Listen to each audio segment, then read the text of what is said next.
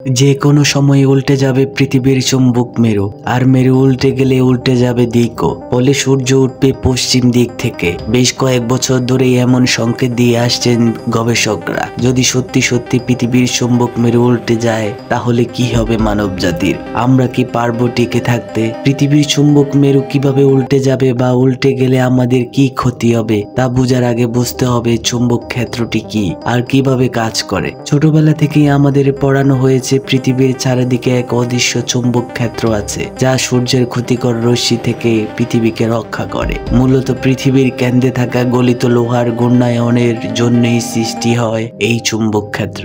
এই চুম্বক ক্ষেত্র সূর্য থেকে আসা চার্জ কণাগুলোকে দূরে ঠেলে দেয়, যার ফলে উত্তর ও দক্ষিণ মেরুর আকাশে আমরা প্রায়ই অরোরা দেখতে পাই। এছাড়াও বিমান, জাহাজ বা আমাদের ফোনের গুগল ম্যাপেও এই চুম্বক ক্ষেত্র দিয়েই দিক নির্দেশ করে।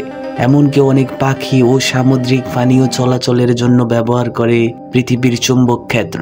পৃথিবী নিজ অক্ষের উপর 24 ঘন্টা একবার করে ঘুরছে, ফলে এর কেন্দ্রে থাকা গলিত লোহাও ঘুরছে।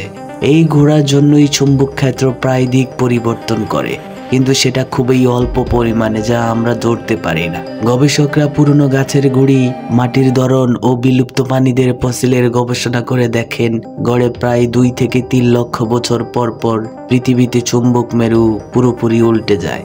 যখন এটি উল্টে গেছে, পৃথিবীর পানিকুলের উপরে নেমে এসেছে কিয়ামত, অর্থাৎ পানি জগতের বিরাট অংশ বিলুপ্ত হয়ে গেছে, যাকে বলা হয় মাস এক্সটেনশন।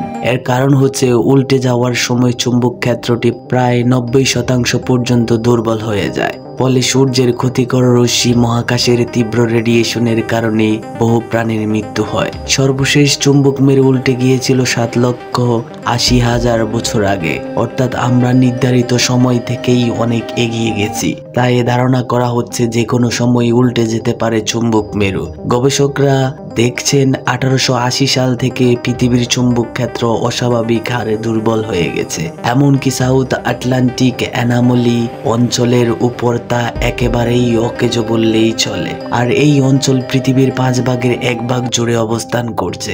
ধীরে ধীরে এর আকার আরো বড় হচ্ছে। আর যখন এই মেরু উল্টে যাবে তখন দিকও উল্টে যাবে। এখন আমরা যাকে উত্তর দিক বলছি তা হবে দক্ষিণ, আর পূর্ব হবে পশ্চিমে, অর্থাৎ সেই সময় সূর্য উঠবে পশ্চিমে। এছাড়াও যদি মেরু উল্টে যায় তাহলে চুম্বক ক্ষেত্র দুর্বল হয়ে যাবে, ফলে মানুষের মধ্যে দেখা দেবে ক্যান্সারের প্রকোপ, আর সেই প্রকোপ হবে বিশ্বব্যাপী মহামারীর মতো। এছাড়াও এই ঘটনা পরোক্ষভাবে বড় বড় ভূমিকম্প, ভূমিধস ও অগ্ন্যুৎপাত ঘটাতে পারে, অর্থাৎ মানব জাতির বিলুপ্তি অনেকটা নিশ্চিত। সৌরঝড়ের কারণে আমাদের ব্যবহৃত বিদ্যুৎ যন্ত্রের সার্কিট, বিদ্যুৎ গ্রিড গুলো পড়ে যাবে। স্যাটেলাইট, মোবাইল, ইন্টারনেট কিছুই কাজ করবে না। মানব জাতি ধ্বংসের আগে চলে যাবে প্রাচীন যুগের মতো এক অন্ধকার যুগে।